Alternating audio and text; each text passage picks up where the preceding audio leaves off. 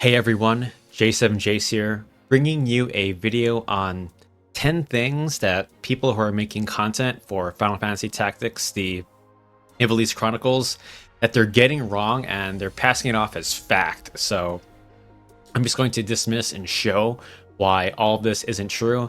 And I'm even going to include myself on here, but in my defense, these things were added in the new version of the current game. So I'm going to start right now. The number one thing that I get in my comments all the time, and people are saying, oh, but the companion app says it, is that you can get more than one Materia Blade Plus. So as it stands on this day, October 8th, 2025, this is not true.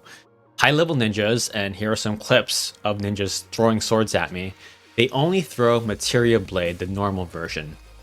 And if you learn throw swords from the ninja, you can't throw the Materia Blade Plus. So it looks like they're following the mechanics or ways, like in War of the Lions, you can't throw the War of the Lions equipment at all, and ninjas don't throw them at you. So I just wanted to debunk that the Materia Blade Plus is in fact unique. Don't let it get stolen or broken. So completely false. Missed. Number two, someone showed me something about reaction abilities and how the higher your bravery, it affects all the reaction abilities. Not necessarily true. All the reaction abilities, the success rate is determined by how high your bravery is, but these two, bravery is not a factor. It's going to be reflexes from the ninja and parry from the knight. So reflexes, in short, like your character evasion or your job class evasion, your shields, the mantles that you equip, that's all going to be doubled when you have reflexes on. So it's very great for someone like Agrius, who has fantastic character evasion. And with parry, this is determined by your weapon block. So some great weapon choices are going to be Defender Knight Sword and the Dancer's Clots. They have very good block rate. But unfortunately with RNG, you can still get hit. So I still don't think parry is that good personally. Number three that people are kind of getting wrong is with tier 3 monsters. People are saying things like the regular monsters of the tier 1, so like the weakest ones, like the regular chocobo, for example, can produce you a red chocobo. That's not true at all. So the red chocobo can produce, tier 1 monsters like the regular yellow one and black one.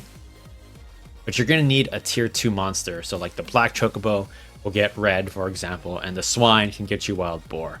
I just wanted to clear that up. So in my opinion, just dismiss the regular monsters. So your regular swine or pigs, your regular chocobos. Like, that's how I would do it personally to get the better monsters. Number four that I've seen, and I'm guilty of doing it, everyone is that you should do an action every turn and then move. I'm kind of half on this because it is good for learning JP, getting experience, but in much tougher fights where your CT and speed will matter a lot, sometimes it's better to just either wait in place and do nothing to conserve your CT, or to just move instead of just, action move. So sometimes it's better to just wait in place to conserve your CT.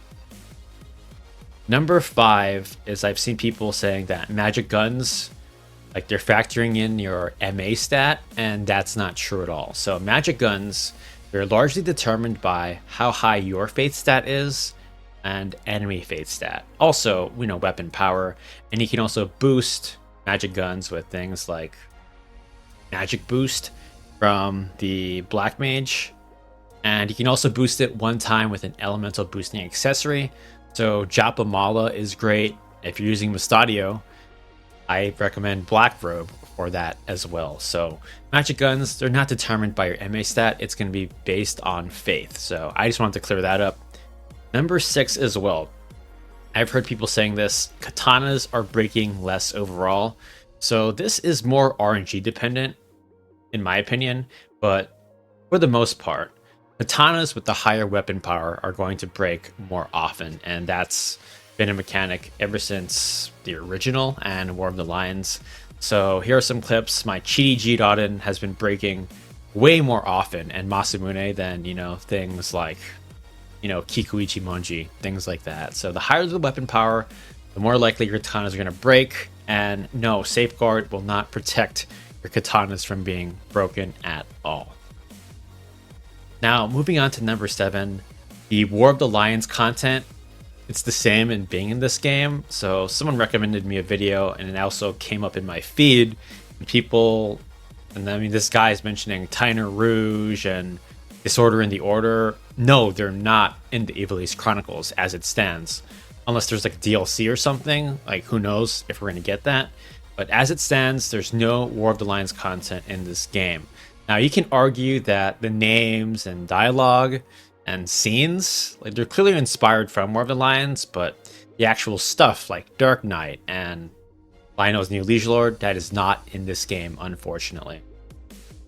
So number 8 that I've seen people saying was that there are no male and female differences this time around. So just because they got rid of, male and female at the Warriors Guild doesn't mean, they still exist. Males and females still exist. So the differences are still here. Males, for the most part, are going to have more HP and PA, and females, in most cases, will have more magic attack and MP. Now, Ramza is the exception to the rule. He has both, and his bravery can go lower than normal, his faith can go higher than normal. So there is that. Now, males can equip the female hair adornments and perfumes. So in terms of balancing purposes, males are going to be better physical attackers. I personally still think it's weird. Well, it's weird to me that the males can use these things now, but it is what it is. Gameplay purposes, males are still going to be better physically, and they're going to be nuts this time around. And we also have to take into consideration that the males have Bard, so they're going to have a different set of action, support, and movement abilities for the most part. And then the females will be different too, because they have Dancer.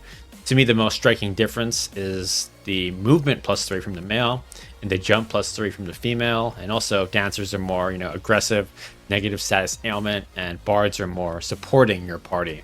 And not to mention, they look different. So there's that. Male has the banana, female has the clamshell, with nothing in between.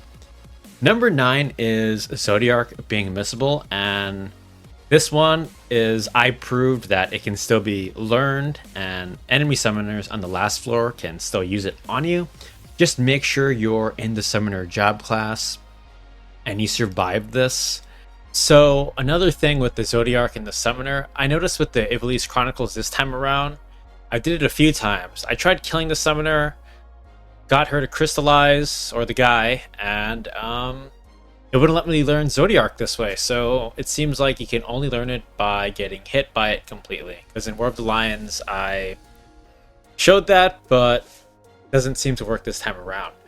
And let's go into number 10, which is Ultima longer being missable. However, I noticed with the Ultima demons, it's infinitely harder to get them to cast Ultima on you. I always see like Unholy Darkness, Twister, they don't like to cast Ultima. And just to note, you can't entice these demons. I heard some people asking this question, which I will still answer, by the way, once I get the time. And yeah, you just can't entice these demons. And I'm also aware from the Ultima demons in the last part of Orban Monastery, you can learn it there, but I still don't recommend it as well. You can get the trophy, but if you want to use it in random battles and to mess around, this is the place to learn it. Again, outside of Limberry Castlegate is much easier to get the assassins to do it as opposed to these guys, because you can block their negative status ailments, with black costume, Enkai armband, ribbon, of course. But I just wanted to post this video on some things that people have been lying about, even me myself included, especially this last part, because this is new Ivalice Chronicles stuff. But yeah, the Materia Blade Plus, I've been hearing people talk about this, all these things, and it's just not true. Like, I just want to present some real information and show some real evidence, because a lot of these videos, I understand you want clicks and views and money, but you got to own up to your mistakes and you got to reply back to the people who watch you. Yeah, it's not just the app. I want to show things in real time, real evidence to what I'm doing, and it's what I can do for the people like my subscribers that come to the channel. Some of you guys have been commenting, like non-subscribers, and I'm replying back to you and like, geez, you subscribe to these guys, not me. Bye-bye.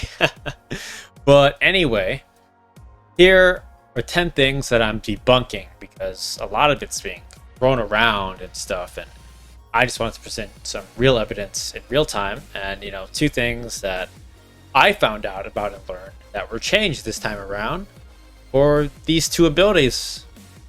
And I just want to be part of this discovery for the people. So again, I still recommend, Ultima outside of Limburg Gate. I still recommend fighting it versus Serpentarius, getting it that way. But good thing you can reset and load and save scum in a way, quote unquote. I still don't like doing it, but it is what it is. But anyways, thank you, real ones, for being with me, being loyal to the channel. You're awesome. I'm still replying to comments. It's been countless, but I will give at least 1 reply always, unless YouTube hides your comments. So anyway, take care. All the best to you. Love you all.